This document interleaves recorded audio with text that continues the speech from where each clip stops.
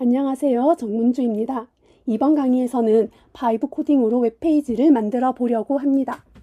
프롬프트를 어떻게 만들어야 하는지 이번 실습을 통해 익혀보시기 바랍니다. 자, 2강을 시작하겠습니다.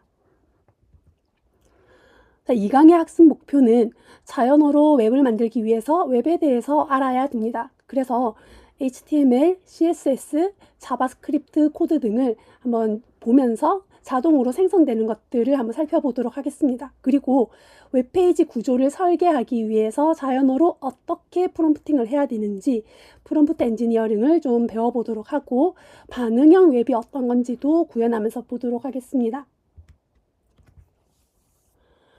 자, 오늘은 웹페이지가 어떻게 구성되는지 기초부터 알아보겠습니다.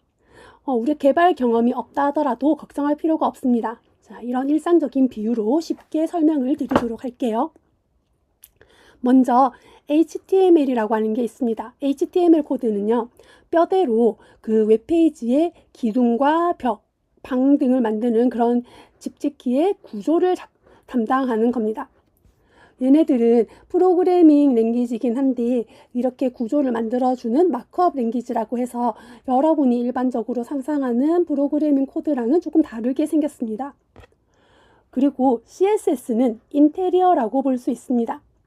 집의 구조가 완성이 되면 인테리어를 하죠. 벽지 색깔, 가구 배치 등을 결정을 하는데 그런 것처럼 CSS는 웹페이지를 예쁘게 꾸며줍니다. 색상이라든지 크기, 위치를 정할 때 씁니다. 그리고 여기 자바스크립트라고 하는 게 있는데 얘는 전기 혹은 기계에 해당하는 겁니다. 집에 조명이나 스위치, 자동문, 엘리베이터 같은 것들이 있죠. 자바스크립트는 웹페이지를 움직이게 합니다. 우리가 버튼을 누르면 무언가 일어나고 입력을 하면 반응하게 하는 거죠. 그래서 정적인 페이지를 동적으로 만들어주는 게 자바스크립트입니다. 웹페이지의 기본 구조와 구성 요소를 살펴보겠습니다. 이 까만색 사각형이 웹페이지를 이루는 떠있는 브라우저라고 생각을 합시다. 여기 윗부분은 헤더라고 부릅니다. 신문의 첫 페이지 같은 거 생각해 보면 메뉴에 신문 이름이 크게 있는 것처럼 웹페이지도 메뉴에는 로고와 메뉴 같은 것들이 있습니다. 그리고 모든 페이지에서 헤더는 동일하게 보이는 경우가 많습니다.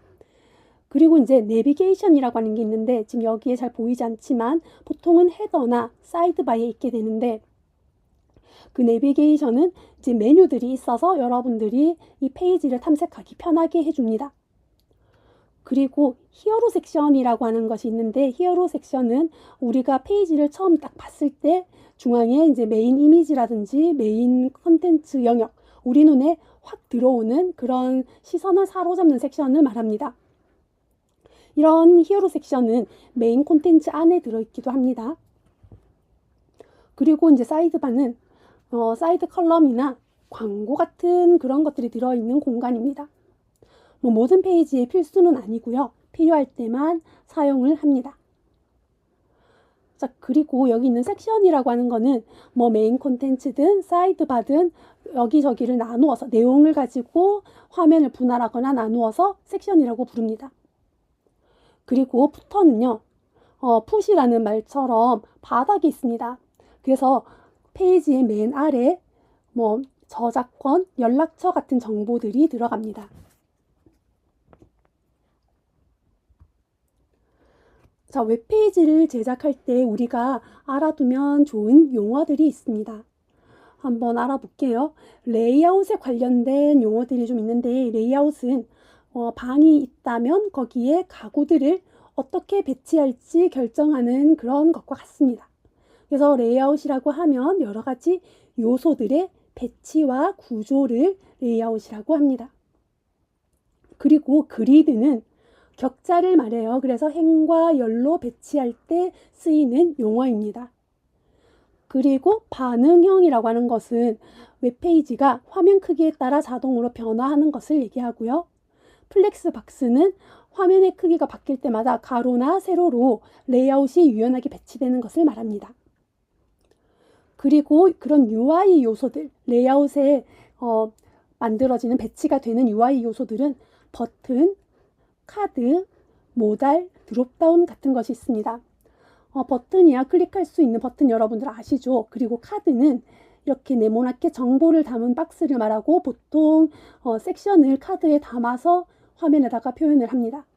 그리고 모달은 화면 위에 뜨는 작은 팝업, 작기도 하고 크기도 한데 그런 걸 모달이라고 하고요. 드롭다운은 아래로든 옆으로든 펼쳐지는 메뉴를 드롭다운이라고 합니다. 그리고 인터랙션이라고 하는 거는 상호작용인데요. 그 웹페이지와 사용자가 상호작용을 하는 건 주로 마우스로 하거든요. 그래서 이제 마우스를 클릭했을 때는 클릭이고요. 마우스가 올라갔을 때를 호버라고 합니다. 그리고 페이지를 움직이는 거는 알다시피 스크롤이고 움직이거나 변하는 효과는 애니메이션입니다. 이 애니메이션은 뭐 마우스랑 관계 있는 건 아니고요. 말 그대로 그림이 움직이는 것을 말합니다. 디바이스는 기계를 말해요. 우리 웹페이지가 떠 있는 곳.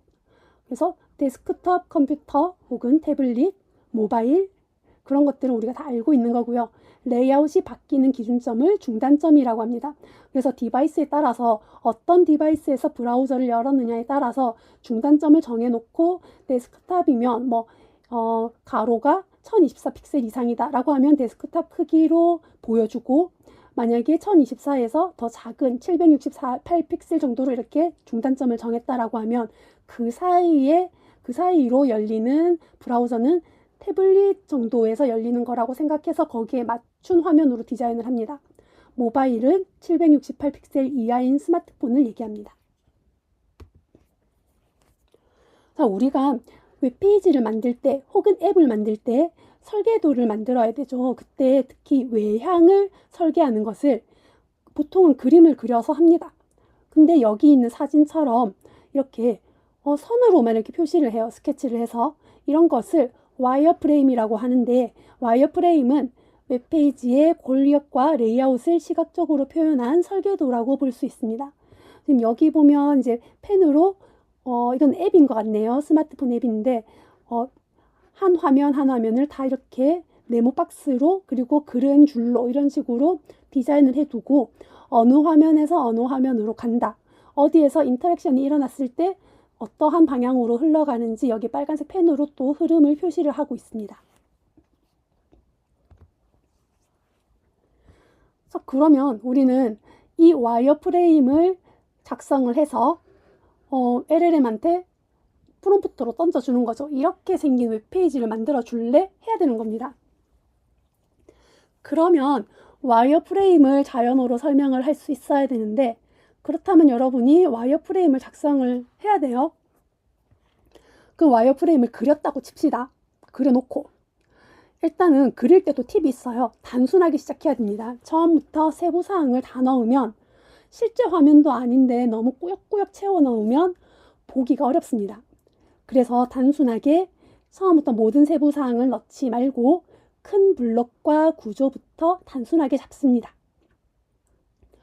그리고 계층 구조를 명확하게 그렇게 이제 큰 블록과 구조를 잡아놓고 이 블록은 헤더, 그리고 여기는 메인, 어디는 부터, 어디는 사이드바, 콘텐츠 영역 등 명확한 구조를 만들어 놓고 이제 크기는요, 실제 콘텐츠를 고려해서 영역의 크기랑 배치를 결정을 합니다. 그리고 아까 얘기했던 것처럼 모바일, 태블릿, 데스크톱에서 어떻게 보일지 생각을 해서 디자인을 몇 가지 정도로 해두는 게 좋습니다. 와이어프레임을 우리가 그려서 설명한다고 했을 때 나쁜 예가 그냥 예쁜 홈페이지 만들어줘 이런 거는 굉장히 나쁜 예라고 볼 수 있습니다. 좋은 예는 이렇게 상단에 내비게이션 바, 로고는 왼쪽, 메뉴는 4개 오른쪽 배치 이런 식으로 구체적으로 주는 것, 그리고 중앙에 프로필 사진, 그리고 자기소개 3줄, 하단에 소셜미디어 아이콘 3개를 가로로 배치 이런 식으로 우리가 들었을 때 위치를 상상할 수 있도록 와이어프레임을 상상할 수 있도록 이렇게 설명을 해줘야 됩니다. 그래서 여러분들도 한번 실제로 개인 홈페이지를 제작하기 위해서 와이어프레임을 한번 설명을 해보면 좋을 것 같아요. 그래서 만들고 싶은 홈페이지 디자인을 간단하게 와이어프레임으로 종이에 한번 스케치를 해보는 거예요. 홈페이지가 이렇게 네모나게 그려놓고 여기 위에 뭐 그 메뉴 같은 거를 이제 내비게이션을 넣는다든지 하고, 저는 뭐 여기 소개 이런 식으로 몇 가지 넣고 싶은 내용들을 스케치를 해보는 거예요. 그리고 이 와이어 프레임을 자연어로 표현을 해서 이제 LLM에게 프롬프트를 넘겨주는 겁니다. 자, 그러면 어쨌든 간에 우리는 AI가 이해할 수 있도록 요구사항을 작성을 해야 되는데, 여기에서 OW1H 원칙을 적용을 합니다. 이거 육하 원칙 같은 거거든요. 그래서 who, what, when, where, why, how 이런 식으로 해서 누가 이걸 볼 거냐, 타겟 사용자가 누구냐, 어떤 요소를 보여줄 거냐, 그러니까 무엇을 보여주느냐 하는 거죠. 그리고 언제 동작을 하는지 그 동작 시점과 조건에 대해서 얘기하는 게 when, 언제, 그리고 위치와 배치를 어디에 할 건지, 그리고 이렇게 만드는 목적과 이유, 이게 why고요. 그리고 이제 스타일과 방식, 이거는 이제 how라고 볼 수 있습니다. 여기에는 뭐 애니메이션이라든지 사용자와의 인터랙션 같은 것들을 생각해 주면 되겠습니다. 그럼 이제 구체적으로 좀 보면, AI가 이해하는 요구사항을 작성하려면 한 번에 완성을 할 수 있나? 아닙니다. 단계적으로 차근차근 접근을 해야 됩니다. 먼저 페이지를 만들기 위해서는 첫 번째 1단계로는 기본 구조만 HTML로 생성을 해줍니다. 그리고 2단계는 CSS로 스타일을 적용하고 3단계는 자바스크립트로 인터랙션을 추가합니다. 그리고 4단계로는 반응형을 적용하는 코드를 넣고요. 그리고 마지막으로는 5단계 최적화 및 세부 조정을 하면 됩니다. 그러면 우리는 바이브 코딩을 가지고 개인 홈페이지를 제작하는 실습을 해보도록 하겠습니다. 우리의 실습에 준비사항이 있습니다. 필요한 도구가 지난번에는 웹브라우저에서 바로 이제 계산기를 만들었었는데, 이번에 필요한 도구는 텍스트 에디터가 하나 필요합니다.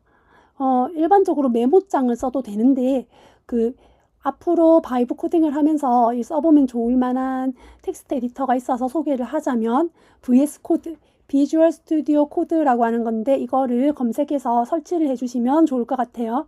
그래서 검색에 그냥 한글로 비주얼 스튜디오 코드라고 쳐도 되고, VS 코드라고만 해도 다운을 받을 수 있으니까 거기에서 여러분의 운영체제에 맞는 에디터를 받아서 설치를 하시기 바랍니다. 그래서 지금 영상을 보면서 준비가 안 됐다면 잠시 멈춰두고 다운로드 받아서 설치를 하면 좋겠어요. 그리고 만든 웹페이지를 확인하기 위해서는 웹브라우저가 있으면 되고요. 그리고 AI 서비스가 필요하겠죠. 그래서 지난번에 저희 계산기를 만들 때는 제가 제미나이로 설명을 했는데, 뭐 챗GPT든 클로드든 제미나이든 여러분이 가입되어 있는 서비스, 뭐 데이터를 많이 쓸 수 있는 거면 좋겠죠. 유료로 돼 있는 거라든지 뭐 학생 혜택을 받아서 뭐 좀 프로 이런 거 쓸 수 있으면 그게 더 좋습니다. 자, 실습을 진행하는 방식은 지금까지 했던 거와 비슷합니다. 먼저 AI에게 코드를 요청하고 생성된 코드를 이번에는 복사를 할 겁니다. 복사를 해서 우리가 아까 설치한 VS 코드 이 에디터에다가 붙여 넣을 겁니다. 붙여 넣어서 코드를 완성한 다음에 저장을 꼭 해야 되겠죠. 저장하고 나서 그 코드를 브라우저로 확인하면 이제 확인이 될 겁니다. 우리 실습을 하려면 이제 구조를 잡아야 됩니다. 그래서 어떤 구조를 할 거냐면, 일단은 여기 지금 이게 뭐라고 했죠? 와이어 프레임이죠. 와이어 프레임인데 길쭉하게 되어 있습니다. 그래서 단일 페이지 구조로 만들 거고요. 원페이지 구조. 그리고 페이지 내의 섹션은 헤더와 히어로 섹션, 어바웃, 포트폴리오, 컨택트, 부터 이런 식으로 섹션을 넣으려고 합니다. 헤더 부분에 우리는 내비게이션 메뉴가 들어갈 거예요. 그래서 각 메뉴를 누르면 그 각각의 이 섹션에 스크롤로 이동을 하게 될 겁니다. 그리고 이 윗부분을, 이 부분을 보통 이제 히어로 섹션이라고 하는데, 여기에 이름이나 직업이나 뭐 타이핑 애니메이션 같은 것들이 들어갈 겁니다. 그리고 여기가 헤더고, 또 어바웃 섹션에는 프로필 사진이라든지 자기소개, 스킬 같은 것들이 들어갈 겁니다.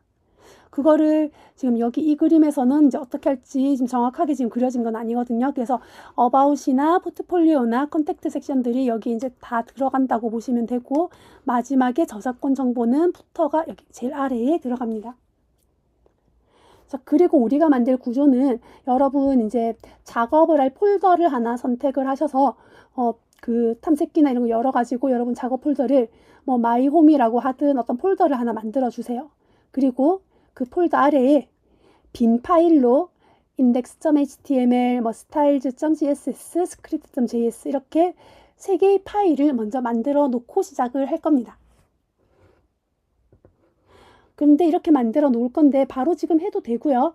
VS 코드 안에서 이렇게 얘네들을 생성을 해도 됩니다.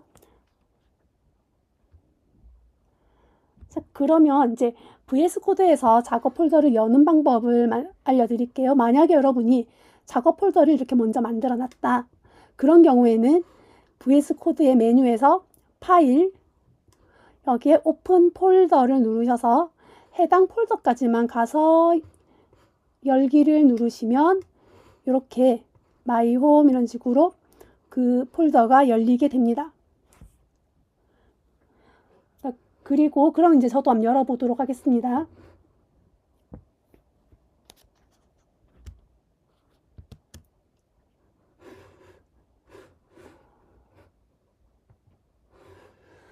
자, 지금 VS 코드를 열었는데 이미 지금 열려가 있는 폴더들이 보입니다. 만약에 새로 만들려고 한다면 제가 일단 지우고 끄고, 저는 여기에 여러 가지 폴더가 있는데 마이홈이라는 폴더가 지금 이미 생성이 되어 있습니다. 만약에 새로 내가 그냥 홈이라고 하는 폴더를 하나 만들어 볼게요. 그러면 여기에 얘는 이제 요 부분, 여기 요 위에 옆 탭이 얘가 익스플로러 탭입니다.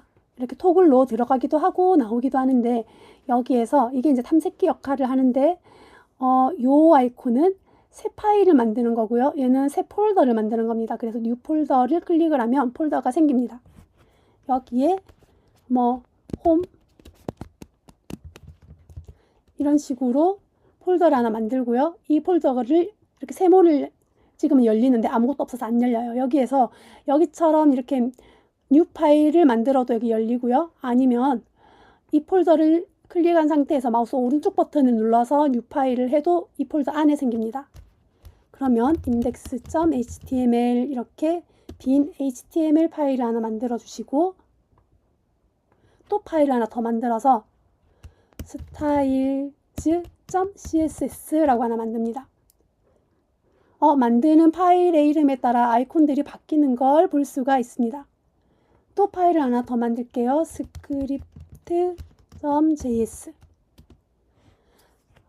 자, 이런데 여러분들은 저랑 이렇게 아이콘이 조금 다를 수는 있습니다. 저는 여기에 그 아이콘들을 좀 예쁘게 그 해당하는 언어의 심벌을 표시를 하는 VS 코드 아이콘이라고 하는 익스텐션을 설치를 해서 그렇거든요. 그래서 익스텐션은 여기에 있습니다. 여기 얘가 익스텐션인데 여기에서 여러분들한테 팁을 드리자면, 이거 빨리 설치되니까 한번 해보셔도 돼요. VS 코드 하이픈하고 아이콘 즈네요. 이런 애가 있는데 얘를 클릭을 해서 인스톨을 하시면 됩니다. 그렇게 해서 아이콘을 사용하시면 돼요. 이런 식으로 만들어 놓고 이제 여기에 필요한 코드들을 우리가 이제 뭐 챗GPT든지 이런 LLM에게 제작을 해달라고 시켜 볼 겁니다.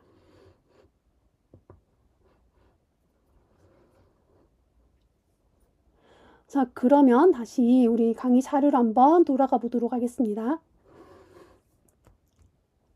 그리고 오픈 폴더는 아까 참 이걸 보여준다고 했는데 까먹었습니다. 여기에서 오픈 폴더 같은 경우는 파일에서 내가 오픈 폴더를 누르고 내가 쓰고 싶은 폴더를 이렇게 찾아갑니다.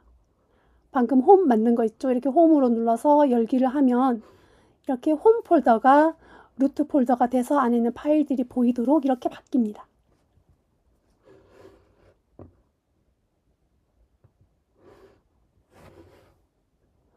자, 그러면 이제 여기를 한번 살펴봤고요. 자, 이제 대화로 홈페이지를 실제로 제작하는 실습을 해보겠습니다. AI에게 이렇게 요청을 해줍니다. 예시로 제가 이제 뭐 개발자 포트폴리오 메인 페이지를 만들어 주세요 라고 해서 상단과 히어로 섹션, 어바웃 섹션, 뭐 스킬즈, 색상, 반응형 이런 것들을 이제 넣어서 시켜봤습니다. 이런 식으로 넣습니다. 이렇게 했더니 챗GPT가 요청한 이런 스펙에 따라서 이렇게 코드를 만들어 줍니다. 자, 그러면 이렇게 만들어진 코드를 받아서 우리가 VS 코드에다가 이렇게 추가를 합니다. 아까 사실은 파일을 3개를 만들었었는데 사실 하나로 되더라고요. 그래서 나머지 2개의 파일을 삭제했습니다. 그리고 index.html에 AI가 만들어준 아까 그 코드를 여기에 코드 복사라고 하는 게 있죠. 그래서 얘를 클릭을 하면 복사가 됩니다. 그 복사한 코드를 index.html에 바로 붙여넣기를 합니다. 그래서 붙여놓고 나서 한번 얘를 실행을 해보고 싶어요. 그러면 어떻게 하냐면 이 index.html을 정말로 실행을 시켜야 됩니다. 그래서 myhome이라고 하는 폴더를 여러분이 직접 찾아가야 됩니다. 그래서 myhome에 찾아가셔가지고 실제 여기 myhome으로 들어와 보면 여기 index.html이 있습니다. 그래서 이 index.html을 뭐 더블 클릭하면 바로 디폴트 브라우저로 열리게 됩니다. 네, 방금 조금 전에 그 챗GPT가 만들어준 페이지입니다. 그죠? 여기에 보면 파일이고요. 있는 그 경로가 보입니다. myhome 아래에 있는 index.html이고 이렇게 지금 나오고 있는데 저는 지금 아마 여러분들은 여러분 이름을 넣지 않았기 때문에 뭐 홍길동입니다. 뭐 이런 식으로 임의의 이름들이 나올 겁니다. 자, 그러면 어떻게 해야 되냐면 이렇게 이제 홍길동입니다 라든지 저랑 디자인이 다르게 나올 수 있습니다. 여러분이 그 디자인이 좀 다르다면 원하는 디자인으로 조금 요청을 더 해도 되고요. 그리고 똑같은 챗GPT라고 해서 똑같은 걸 만드는 게 아니라 좀 다르게 만들 수도 있고, 그리고 이제 AI가 다르면 당연히 좀 다르게 나옵니다. 그래서 이렇게 생성된 코드를 보고요. 보고 나면 이제 자신의 정보로 좀 수정을 해줘야 됩니다. 실제로 이 챗GPT는 커스터마이즈 가이드를 줬어요. 그래서 이름이라든지 링크를 교체하려면 그 소스 안에 뭐 your name이라든지 히어로 문구에 있는 홍길동 버튼 링크 이런 것들 혹은 메일 투라고 되어 있는 거에 주소를 본인 걸로 바꾸라고 얘기를 합니다. 그래서 실제로 VS 코드에서 네, 여기가 아니라 제가 아까 원래 열었던 폴더로 돌아가야 되겠네요. myhome. 여기를 보시면 아까 뭐 메일 투 찾아가 보도록 하겠습니다. 뭐 커맨드 F, 컨트롤 F 누르시면 여기 파인드가 뜨거든요. 여기서 메일 투라고 쳐보시면 여기 나와요. 그래서 메일 투에 아예 이제 메일 주소가 없던지 임의의 다른 주소가 있을 건데 그거를 자신의 이메일 주소를 이렇게 바꿔놓고 홍길동이라고 되어 있던 것을 뭐 자기 이름을 넣는다든지 그렇게 검색을 해가지고 찾아가면 됩니다. 그래서 저는 홍길동을 오렌지 콩으로 바꾸고 또 뭘 바꿨더라 하여튼 그거랑 이제 여기 메일을 바꿨습니다. 그렇게 자신의 정보로 수정하는 작업을 거쳐줘야 합니다.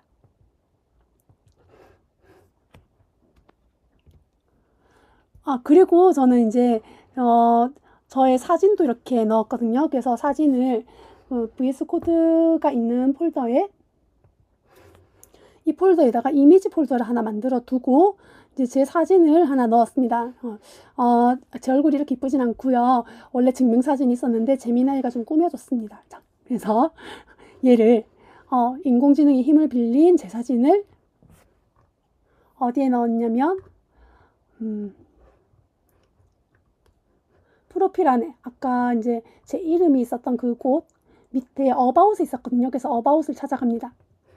어바웃을 찾아가서 여기에 프로필 이미지 경로라고 되어 있는 곳이 보이죠. 여기에 이제 프로필 사진을 그 이미지즈 아래에 있는 콩찌.jpng 이렇게 찾아가서 경로를 찾아서 이렇게 경로를 넣어주면 프로필 파일이, 그러니까 프로필에 있는 그 이미지 파일이 바뀝니다.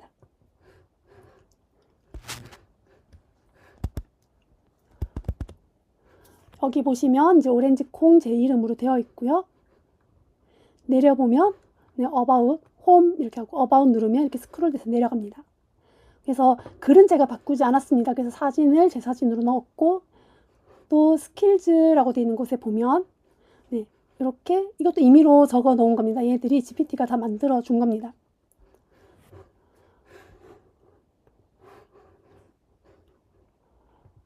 자, 그리고요. 피드백도 계속 하면 됩니다. 부분적으로 디자인을 여러분들이 추가를 할 수가 있습니다. 저는 어떤 걸 넣었냐면 이제 포트폴리오라고 하는 섹션을 만들어서 각각의 프로젝트를 카드 요소로 디자인을 해서 이제 프롬프트를 작성해서 넣어봤습니다.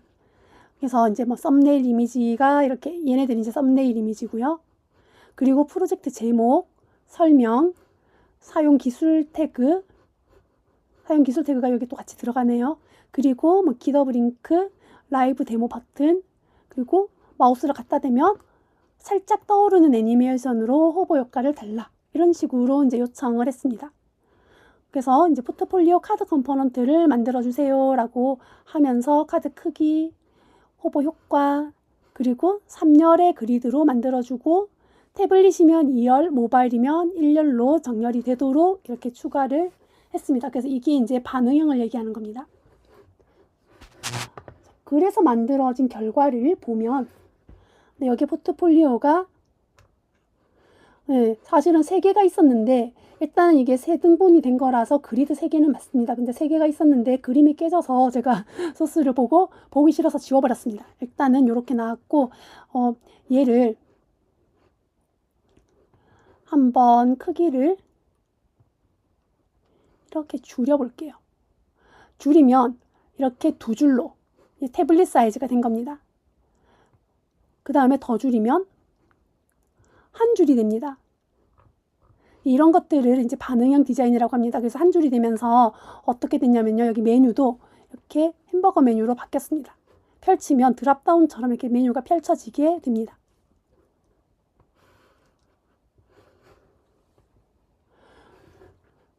자, 그럼 우리는 지금 이렇게 바이브 코딩을 이용해서 개인 포트폴리오 페이지를 한번 만들어 봤는데요. 이런 거 외에도 여러분들이 뭐 카드 크기를 뭐 더 붙여가지고 포트폴리오를 더 붙이셔도 되고, 아니면 여러분들의 뭐 연구 분야 소개라든지, 아니면 뭐 여러분의 취미 생활을 가지고도 뭐 만들 수 있고, 다양하게 자신을 소개하는 페이지들을 만들 수가 있게 될 겁니다. 자, 오늘 강의도 들어주셔서 감사하고요. 다음번에 더 재미있는 강의로 찾아뵙겠습니다. 수고하셨습니다.